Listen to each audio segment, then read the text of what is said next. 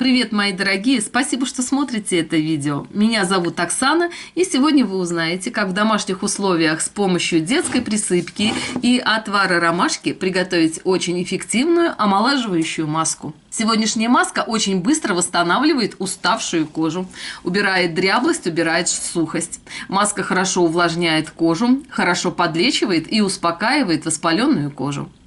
Маска подходит для всех типов кожи. Сделайте эту маску 2 или 3 раза в неделю, и ваша кожа будет выглядеть как после очень дорогого салона. Также эту маску можно хранить в холодильнике в закрытом виде до 5 дней и использовать в недельном уходе. Обязательно поделитесь своим впечатлением после нанесения этой маски в комментариях. И давайте приступим. Для сегодняшней маски нам понадобятся простые, доступные ингредиенты. Подготовьтесь заранее к приготовлению сегодняшней маски. Возьмите чай ромашки. Можно использовать сухую ромашку, купленную в аптеке. Ромашка хорошо успокаивает кожу, хорошо увлажняет, улучшает цвет лица. Заварите 1 пакетик ромашки полстаканом крутого кипятка. Оставьте до полного остывания. После того, как чай остыл, можно приступить к приготовлению сегодняшней маски. Нам понадобится также детская присыпка.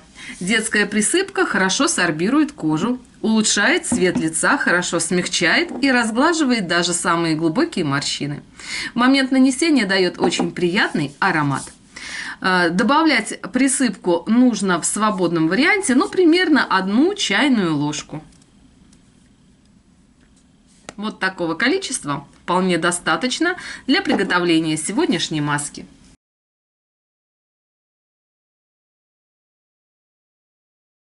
Разведите сухую детскую присыпку остывшим чаем ромашки. Добавляйте отвар очень медленно, так, чтобы получилась приятная консистенция.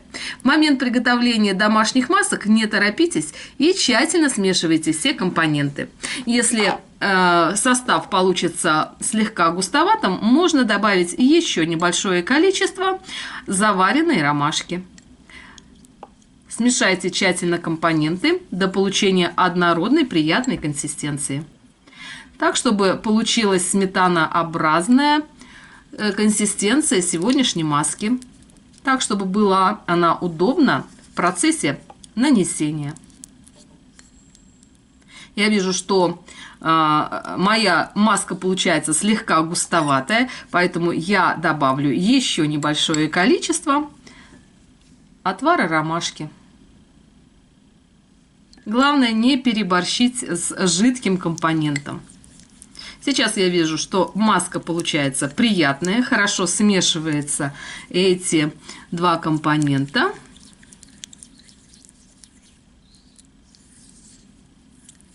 Детская присыпка имеет очень приятный легкий запах. И, конечно, в момент нанесения вы получите и массу приятных ощущений.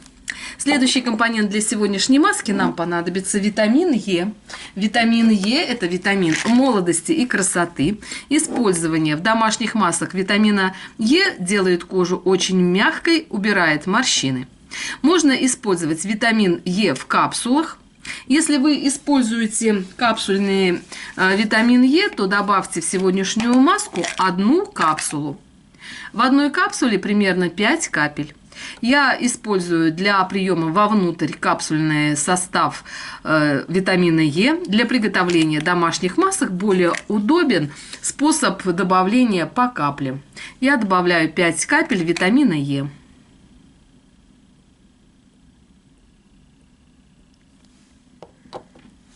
Также тщательно смешайте все компоненты, чтобы они вошли во взаимодействие.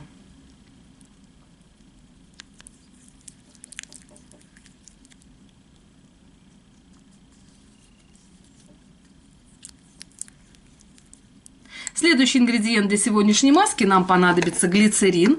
Глицерин – это маслянистая, прозрачная, бесцветная жидкость, без запаха, со слегка сладковатым вкусом. Глицерин хорошо удерживает влагу в эпидермисе кожи.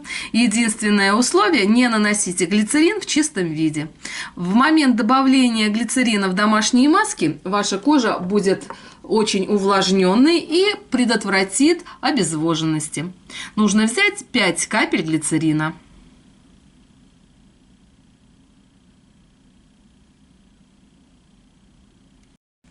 Также тщательно смешайте все компоненты.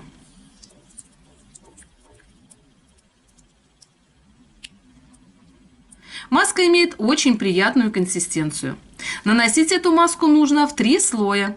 После нанесения первого слоя маска очень быстро впитается, и затем нужно нанести последующие слои. Если вы приготовили большее количество маски для одноразового нанесения, то эту маску можно хранить в холодильнике в закрытом виде до 5 дней.